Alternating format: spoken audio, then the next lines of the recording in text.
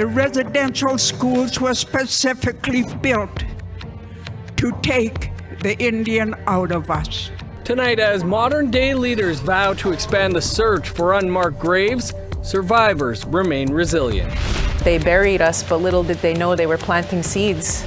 Members of the Kahnawake territory next door to Montreal elect a new Grand Chief, and she's no ordinary leader. They've never ever been able to drink, tap water at all. And after 20 years, a northern British Columbia First Nation finally gets running water.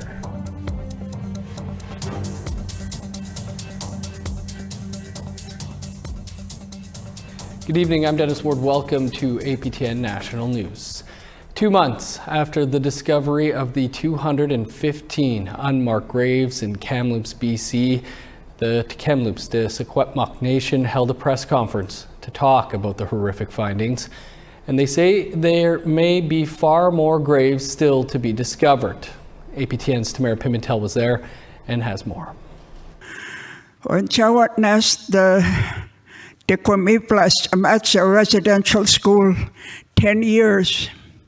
I attended the residential school for 10 years. Survivors of the Kamloops Indian Residential School, like Evelyn Camille, shared their stories after details of the discovery of 215 children were released. Members of the Tk'emlúps to Secwépemc community held a press conference in Kamloops to give details on the discovery and where they plan to go next. Ground-penetrating radar specialist Dr. Sarah Boulot was part of the team to find the remains of those children.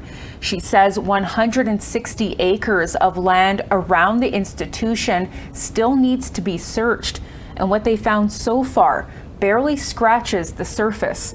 All residential school landscapes are likely to contain burials of missing children. Between May 21st and 24th, 7,000 square meters of land, just under 2 acres, was covered in the location of the apple orchard at the Secwépemc Museum and Heritage Park. This area of interest was chosen for the survey based on a number of factors. First, the knowledge keepers' oral histories that recall children as young as 6 years old being woken in the night to dig holes for burials in the apple orchard. Second, a juvenile rib bone that surfaced in the same area. Third, a juvenile tooth that was excavated from a shovel test pit during an impact assessment conducted by Simon Fraser University's archaeology department. Boulot says Indigenous values, protocols, and help from community members were essential. Cultural protocols are as equally important as the science behind GPR. And given the nature and sensitivity of this work, one cannot be done without the other. It is important to note that remote sensing, such as GPR, is not necessary to know that children went missing in the Indian residential school context. Cookbee Roseanne Casimir calls on Prime Minister Trudeau to share records of the school. The Kamloops to Secwépemc has a responsibility and the obligation to identify the unmarked graves found within our jurisdiction.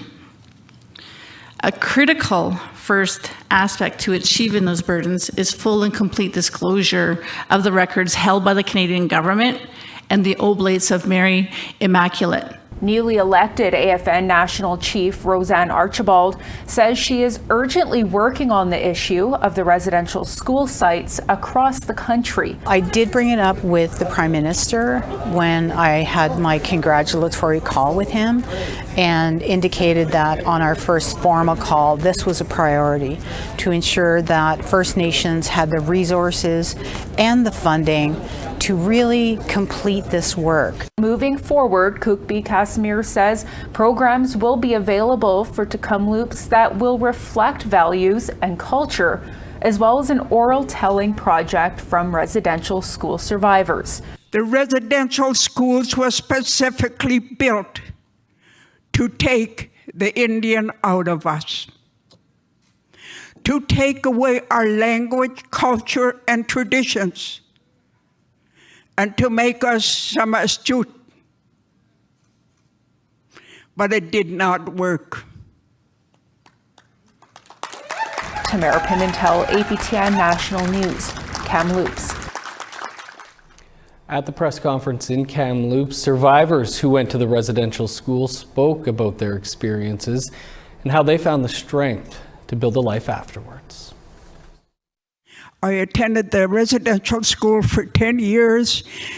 I can't remember the age that I entered. On my 16th year, I tried to get letters home to tell my parents to come and pick me up on the day of my birthday so I can go home. But as many of you know, or may not know, that all letters sent home was censored. They tell us to write letters home to our parents, which made us very happy because it was the only contact we had with our parents, is some letters sent home. In my letters, I had tried to explain the abuse that was happening in residential schools. For me, it is very hard to talk about it. I didn't even talk about the abuse in residential schools to my children. And today they're shocked to hear all what is happening, especially finding of the babies. I was taken from a loving home that only knew humor, laughter, love, and honor, put into a cold, stark environment that didn't honor or respect who we were, that could not comfort a 6-year-old who was crying, wanting to go home, or wanting to be with her brother whom she was not allowed to speak with. I jumped on my brother's back going through those front doors, and they had to pry me from him. That was the first time we were ever separated. I had about 12 siblings. Every one of us were fluent in the language, and my grandmother made sure of that.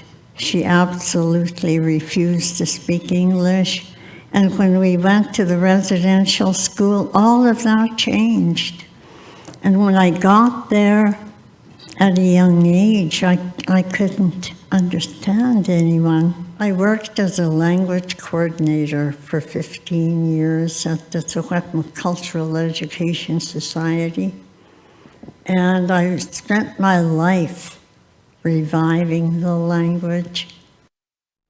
The AFN Regional Chief of British Columbia spoke with APTN after the event in Kamloops. He says in August, First Nations in BC will be meeting to discuss plans moving forward.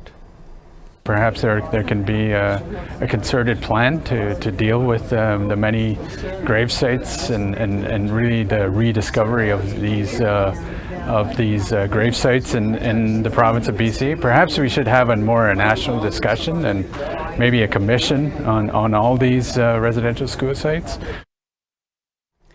Manitoba's new Minister of Indigenous Reconciliation and Northern Relations is apologizing once again today. Alan Lajamodier says he is sorry to all Canadians whom he offended greatly with his comments about the positives of residential schools. During his first news conference just hours into his term as minister, he was called out by Manitoba NDP leader Wab Kinew. Lajamodier replaced Eileen Clark, who resigned after controversial comments by Premier Brian Pallister. Mental wellness state of emergency in the Cree Nation in northern Manitoba. That story and more still to come.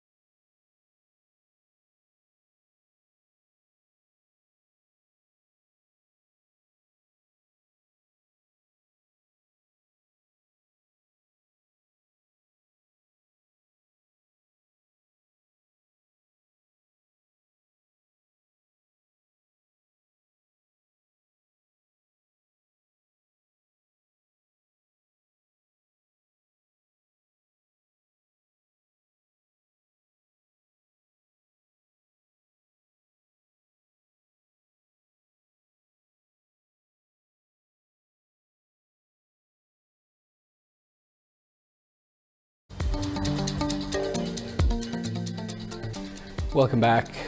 Cree Nation in northern Manitoba has declared a state of emergency because of recent suicides and self-harming.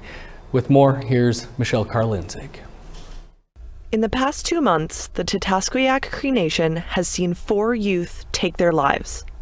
9 youth have died by suicide in the last 14 months, and there have been several instances of self-harm. This has sparked the remote First Nation to declare a state of emergency. Chief Doreen Spence says the community is reeling and needs help now.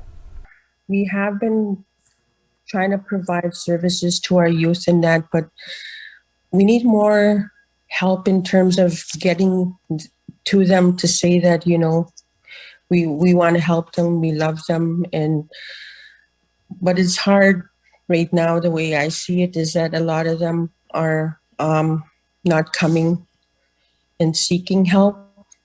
And I'm hoping that by asking for additional resources, maybe we can have people coming out there that can come and help our communities. The community is calling on the federal and provincial governments and RCMP for support.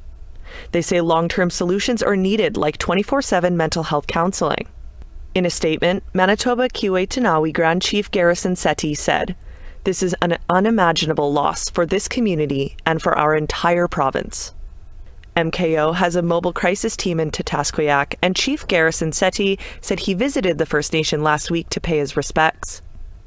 Chief Spence says on top of the deaths, Tk'emlúps is grappling with addictions and boil water advisories.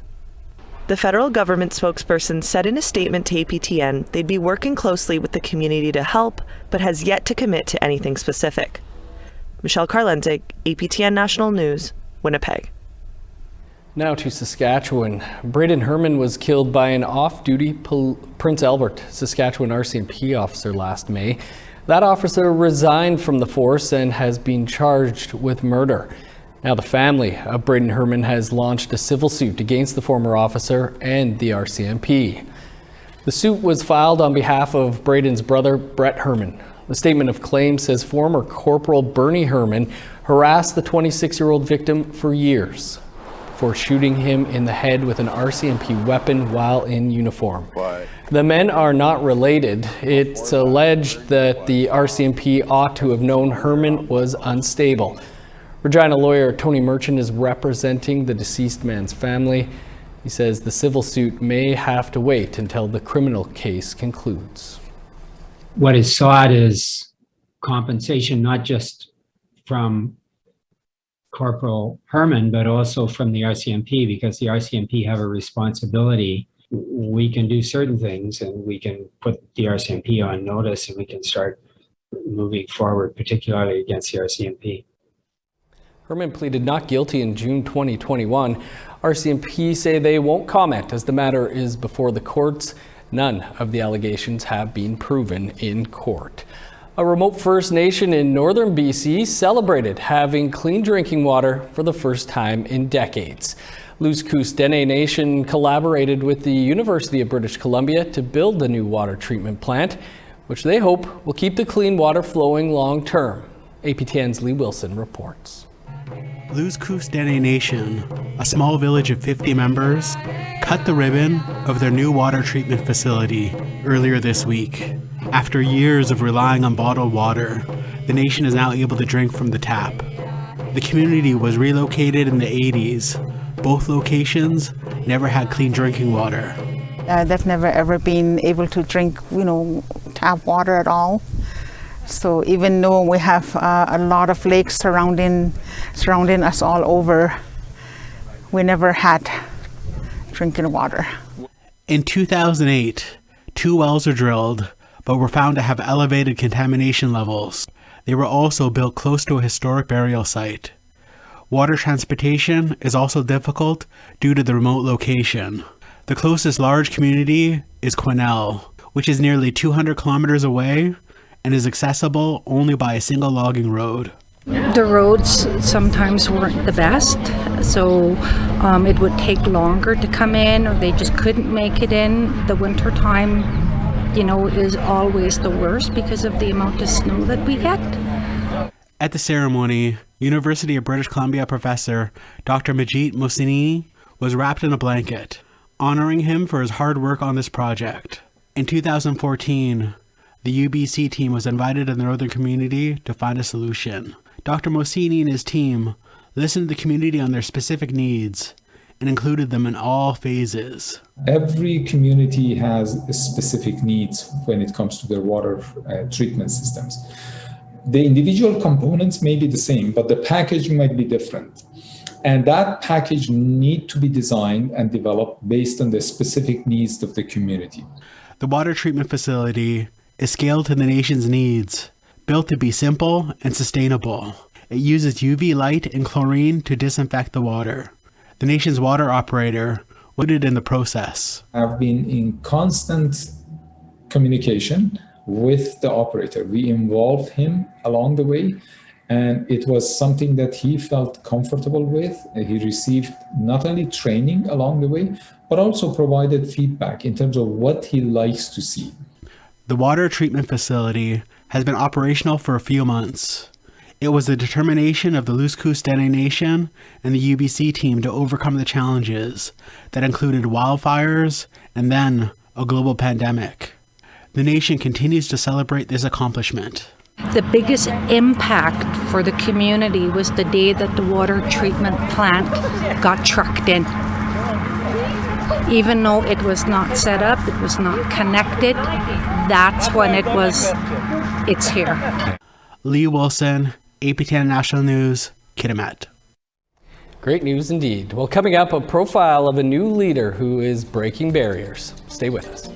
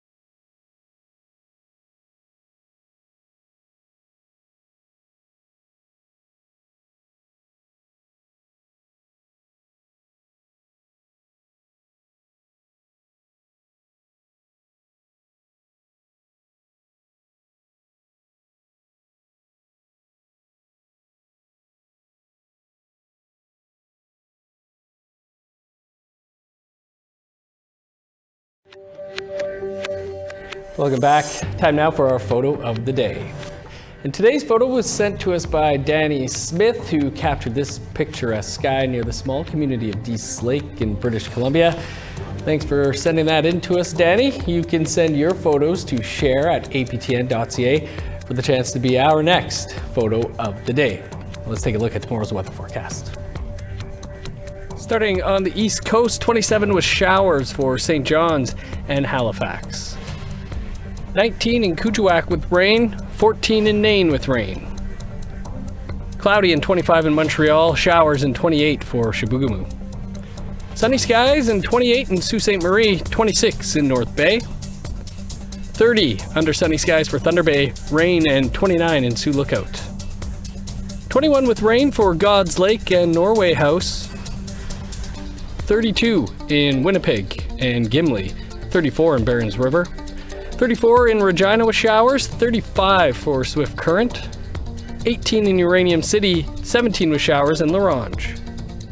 In northern Alberta, 21 with rain in Fort McMurray. 13 and rain in Peace River. 34 and sunny for Medicine Hat, 26 in Calgary. 23 with showers in Vancouver, 30 for Kamloops and Penticton. 20 and showers in Prince George, 17 with rain for Fort Nelson. 25 in Old Crow with rain, sunny, and 20 in Whitehorse. 17 in Yellowknife, 26 for Norman Wells. +4 and showers in Sax Harbor, 21 in Paulatuck. 15 in Chesterfield and Baker Lake, 16 for Arbiette. 5 with snow in Resolute, 4 in Arctic Bay. It's been a wild couple of weeks of firsts for women in politics. Canada, the Assembly of First Nations, and the Mohawk community of Kahnawake all made history by appointing Indigenous women to key leadership roles. Tonight, our reporter Lindsay Richardson takes us south of Montreal to Kahnawake to meet Gasanahawi Sky Deer, Kahnawake's first ever woman to be elected Grand Chief. So this is the garden area of medicinal plants for the MCK Language and Culture Training Program. It's not a great day for interviewing outside, but it's the perfect time for a garden stroll. This wasn't here when I was in the program. So yeah, we'll go through and look at a couple of the signs, and I'll see if you could say some in Ganyageha. 5 years ago, when she was a Mohawk Council chief, Gasanahawi Sky Deer took special training here. This one's not bad. Joheta Guarunde. Joheta Guarunde. Yeah, there you go. All right. Today, she shares some of what she learned. In the back there is Gatse Gahi Ogride. It's a pear tree. Gatse. Gatse. Gahi. Gahi. Ogride. Ogride. Gatse is like a glass. Okay. And fruit, so it's shaped like a glass, think of hourglass. Okay. So it's descriptive in saying it's a fruit that looks like a glass and a tree. So the pear tree that looks like glass.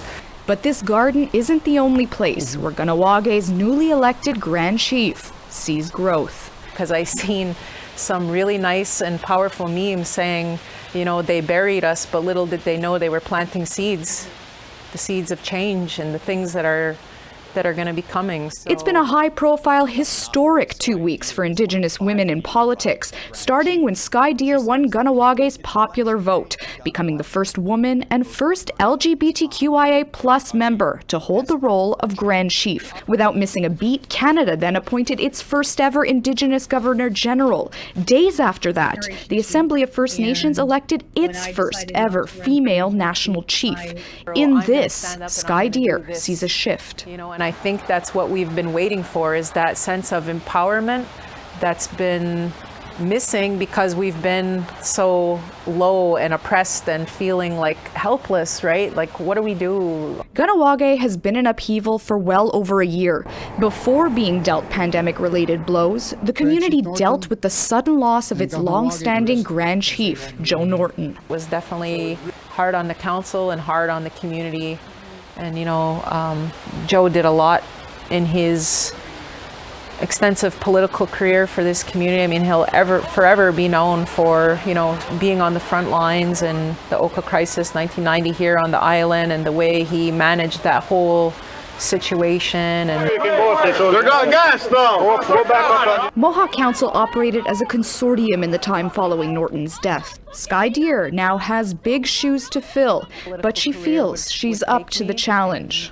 I'm very honored that this is the juncture where I'm at right now, and that I'm still young and I have all this energy and all this experience and knowledge that I want to not only share with my community, but with the surrounding, you know, municipalities and the country. And let's be honest, reporters can learn too. So, Odziza Su'a. Odziza Su'a. Anytime you see a su'a on anything, it just means plural, like a bunch of them.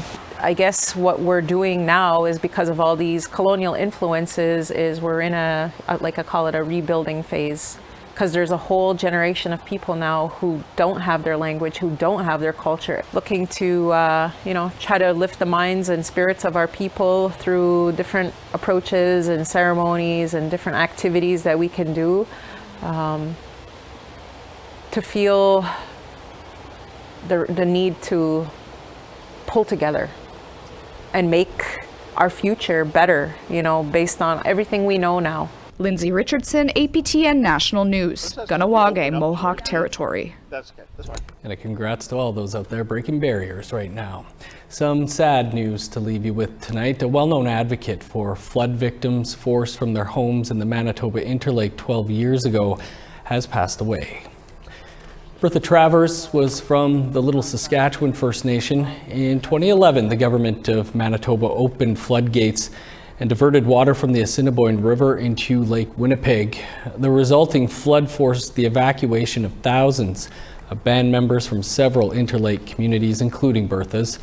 She emerged as a voice for grassroots band members.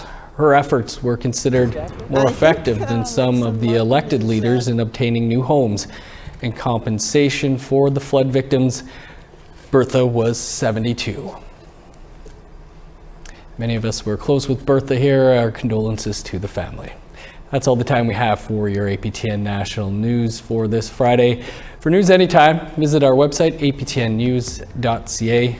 I'm Dennis Ward. Thanks for being with us. Have a great night.